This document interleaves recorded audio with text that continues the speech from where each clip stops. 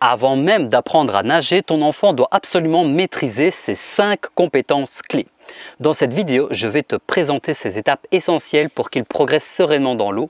Et pour chacune d'entre elles, je te montrerai un exercice concret à refaire avec lui à la piscine. Que tu sois parent ou grand-parent, tu vas découvrir ce que tu vas devoir faire avec ton enfant avant même d'apprendre à nager. Ce sont des étapes que l'on oublie trop souvent et pourtant ce sont elles qui font toute la différence. Vous êtes prêts? Allez, on y va, c'est parti! La compétence numéro 1, passer du déplacement de terrien au déplacement de nageur. Je ne vous apprends rien, un enfant qui commence à marcher, il se déplace debout de façon verticale. Mais dans l'eau, c'est tout l'inverse. Avant d'apprendre les battements de jambes ou encore les mouvements de bras, ton enfant doit changer sa façon de se déplacer. Il doit passer de la position verticale à la position horizontale. Pourquoi est-ce que c'est si important ? Eh bien tout simplement parce qu'un corps bien aligné à la surface de l'eau, c'est un corps qui glisse et qui flotte et qui avance sans se fatiguer. C'est ce qu'on appelle le déplacement du nageur. Et sans ça, impossible de nager et de bien nager. Alors comment l'y habituer progressivement ? Voici un petit jeu que j'adore faire, c'est le jeu du chat et de la souris. Il est parfait pour les débutants parce qu'il permet à ton enfant de quitter ses appuis au sol, de se projeter vers l'avant et d'explorer les déplacements et le déplacement tout en s'amusant. Dis-moi en commentaire si tu souhaites l'essayer et si tu souhaites essayer ce jeu avec ton enfant. La compétence numéro 2, l'immersion. L'immersion, c'est la base. Ton enfant doit être capable de mettre sa tête sous l'eau, sans stress et sans panique. Pourquoi ? Parce qu'un enfant qui garde la tête hors de l'eau a les jambes qui coulent, le corps qui s'enfonce et il se fatigue donc très vite. A l'inverse, s'il immerge sa tête, il peut garder un corps bien aligné sur l'eau et là il commence vraiment à avancer de façon fluide, naturelle et en économisant son énergie. C'est pour ça que l'on travaille l'immersion très tôt, toujours avec douceur et en jouant. Ici, je vous propose par exemple pour faire l'immersion, travailler les immersions, vous pouvez prendre des petits cerceaux et lancer les cerceaux, demander à votre enfant d'aller les chercher. S'il a encore un petit peu du mal, il y a un jeu que j'adore faire, c'est le jeu des petits poissons dans l'eau. On travaille sur l'imaginaire de l'enfant, on va lui demander s'il entend des petits poissons dans l'eau, il va mettre une oreille et puis l'autre, ça va le forcer petit à petit à s'habituer à mettre de plus en plus sa tête dans l'eau et puis après, on lui dit attention, un requin est là, un requin arrive. Qu'est-ce que tu vas devoir faire ? On va devoir faire des grosses bulles avec la tête dans l'eau pour le faire partir. Et puis après, on réécoute. Une oreille et l'autre, est-ce qu'il est parti ? 95 fois sur 100, votre enfant va dire « Ah non, il est encore là, vite !» et il va redemander pour jouer. Ça, c'est vraiment génial. Fonctionnez avec l'imaginaire de votre enfant.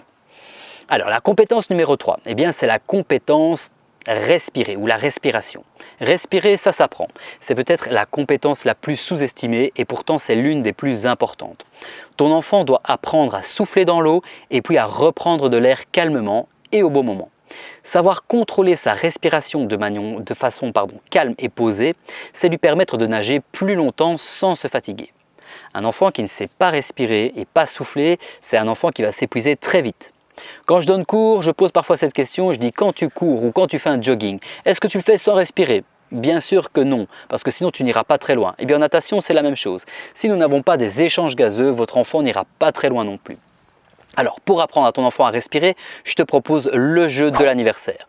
Il est super utile parce qu'il permet de faire plusieurs souffles l'un à la suite de l'autre, d'enchaîner les respirations. Et surtout, il donne du rythme aux inspirations et aux expirations. Pas question de rester 20 secondes la tête en dehors de l'eau et puis seulement ressouffler. Vous allez maîtriser le rythme et c'est très important pour la suite. La compétence numéro 4, c'est la flottaison. On n'enseigne pas à un enfant à nager sans qu'il ait ressenti la flottaison naturelle de son corps, que ce soit sur le ventre ou sur le dos. Avant de se mettre en mouvement, ton enfant doit d'abord accepter ce qu'on appelle le corps ou son corps flottant. Pourquoi ? Parce que ça va l'aider à mieux appréhender la suite, notamment la propulsion et la glisse. Et pour ça, voici un jeu que j'adore faire avec ma fille, c'est le jeu du requin gourmand. Alors c'est ludique et c'est super imagé, encore une fois, on travaille à fond dans l'imaginaire de l'enfant. Tout simplement, vous allez simplement demander à votre enfant d'être un petit poisson et vous êtes le requin. Vous allez devoir l'attraper et une fois que c'est fait, vous allez la faire passer à la casserole, comme une crêpe, sur le ventre et puis sur le dos, avec un petit peu de sel. J'adore quand je dis ça. Avec un petit peu de sel, elle adore quand je dis ça. Et simplement alors la laisser flotter quelques secondes sur le ventre et quelques secondes sur le dos. Ça va lui permettre petit à petit de pouvoir se laisser délicatement flotter sur le dos et sur le ventre, je vous le conseille. La dernière compétence, c'est la compétence numéro 5, c'est la glisse. Nager, ce n'est pas agiter ses bras dans tous les sens, c'est surtout glisser. Et cette glisse, on la retrouve dans toutes les nages. Parce que oui, la natation, c'est un sport de glisse, mais sur l'eau. Que ce soit en brasse, en dos, en crawl ou en papillon. La glisse, c'est un super moment où le corps avance tout seul dans l'eau, on se laisse glisser sans trop se fatiguer. Parce que oui, au plus tu vas te laisser glisser, au moins tu mettras tes muscles en action et donc au plus tu vas avoir une nage économique. C'est pour ça qu'il est très important d'apprendre à votre enfant à bien glisser. Et pour lui faire ressentir cette sensation, rien de tel que l'exercice de la flèche. Petite astuce, moi ce que je demande souvent, c'est de poser un pied contre le mur et je dis tu vas mettre ton petit ressort. Et puis de tendre les bras, mains jointes, derrière les oreilles, on pousse ensuite et on glisse. Comme ça, on ressent bien la sensation de l'eau sur son corps. Ces 5 compétences, plus la propulsion bien entendu, sont les véritables fondations du nageur. C'est exactement ce que j'enseigne dans mes formations FormaSwim avec des vidéos simples, ludiques et progressives pour aider et t'accompagner toi et ton enfant, même à partir de 3 ans. Alors si tu veux aller plus loin, n'hésite pas à cliquer dans la description de cette vidéo. Tu vas trouver plusieurs liens avec les différentes formations. Abonne-toi pour ne pas rater les prochaines vidéos et les prochains conseils natation. Et dis-moi en commentaire si tu maîtrises déjà des éléments avec ton enfant ou bien c'est qu'il lui reste encore à maîtriser. Et n'oublie pas, avant de nager, on apprend à flotter, respirer, s'immerger et surtout à s'amuser. A très vite pour une nouvelle vidéo. C'était Romain pour FormaSwim.